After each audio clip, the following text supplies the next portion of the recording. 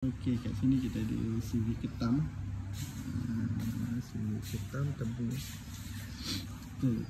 Kereta ni dia ada masalah tebu. Dia hantar tebu kat kita. Lepas tu kita dah tukar kor tengah, still masih jadi kipas tu putus. Lepas tu tebu ni tak tahan dalam tak sampai 3 bulan ke 2 bulan macam tu, tebu kipas putus lagi. Okey, kat sini kita bawa panggil hantar kereta, kita check lah. Kalau kita boleh tengok kat sini kondisi minyak teruk.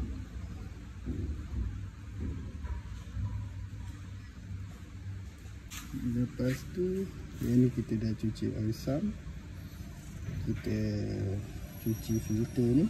Masa bila kita buka tu filter ni tersumbat lah. Itu yang menyebabkan tebu dia pong balik, kipas putus, minyak masuk tak cantik dalam kor tebu.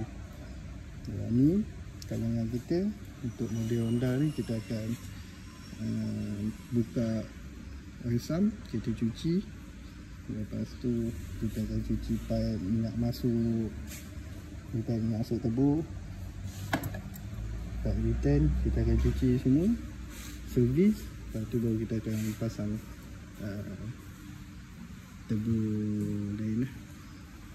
Okey, kereta ni kita minta ni dia bagi bil lama. Kita nak tengok apa yang dia buat. Dia ada pakai oil, bukan oil treatment, engine flush. Minyak engine flush ni bagi kita untuk kereta-kereta baru ni tak perlu lah. Lagi-lagi tebu lah untuk Honda, sebab dah ada filter halus. Yang kita tengok tadi, filter tu terlalu halus untuk mudah tersumbat lah. Okay, lepas tu dengan kondisi macam ni memang mudah lah tebu tu nak apa. Untuk kereta ni kita sarankan pakai minyak enjin auto bag 0.3 kilo. Lepas tu kita dah cuci apa semua ni, nanti kita akan pasang. Kita akan bagi garanti lah pada kereta ni.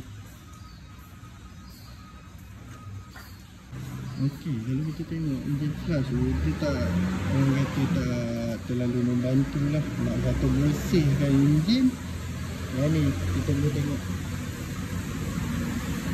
kereta ni macam tidak, orang kata tidak memberi kesan yang banyak lah. Kalau dah bergerak macam ni, yang ni dia macam grease ni. Kita celek macam grease, dia tangan dia macam grease. Macam ni kita ada effect untuk engine flush ni.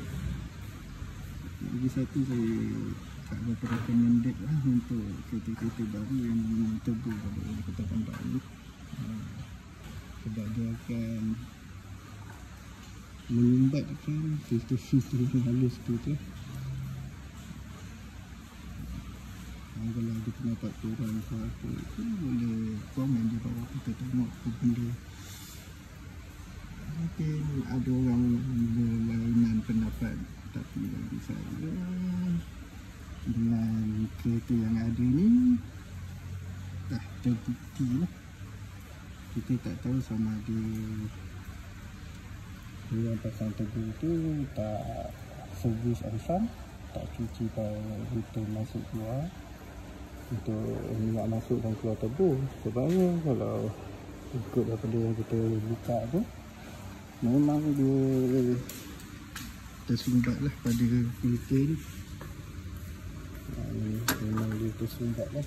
Yang kita dah cuci masuk tebu filter tu amat-amat halus.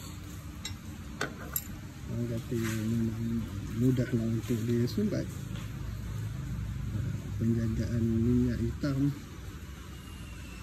amat-amatlah penting untuk kereta Honda ni, yang mana menggunakan Honda CR-V tebu, CV ketam tebu, ataupun kereta-kereta apalah yang tebu pun.